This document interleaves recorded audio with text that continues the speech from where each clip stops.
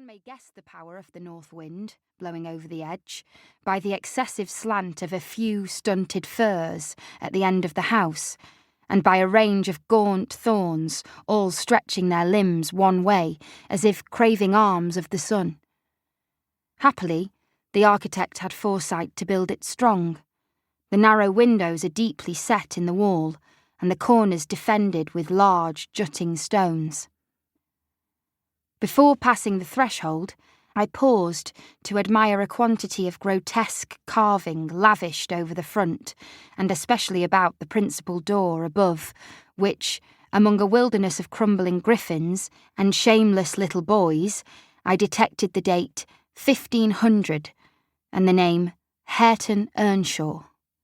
I would have made a few comments and requested a short history of the place from the surly owner, but his attitude at the door appeared to demand my speedy entrance or complete departure, and I had no desire to aggravate his impatience previous to inspecting the penetralium. One step brought us into the family sitting room, without any introductory lobby or passage. They call it here the house, preeminently. It includes kitchen and parlour generally, but I believe at Wuthering Heights the kitchen is forced to retreat altogether into another quarter. At least I distinguished a chatter of tongues and a clatter of culinary utensils deep within, and I observed no signs of roasting, boiling, or baking about the huge fireplace, nor any glitter of copper saucepans and tin cullenders on the walls. One end, indeed, reflected splendidly both light and heat from ranks of immense pewter dishes, interspersed with silver jugs and tankards, towering row after row in a vast oak dresser to the very roof.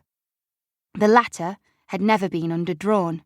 Its entire anatomy lay bare to an inquiring eye, except where a frame of wood laden with oatcakes and clusters of legs of beef, mutton and ham concealed it.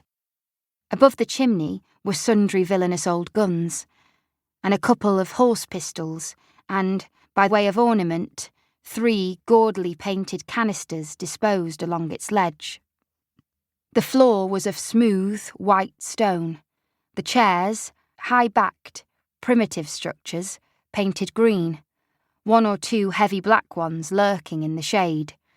In an arch under the dresser reposed a huge, liver-coloured bitch pointer, surrounded by a swarm of squealing puppies, and other dogs haunted other recesses.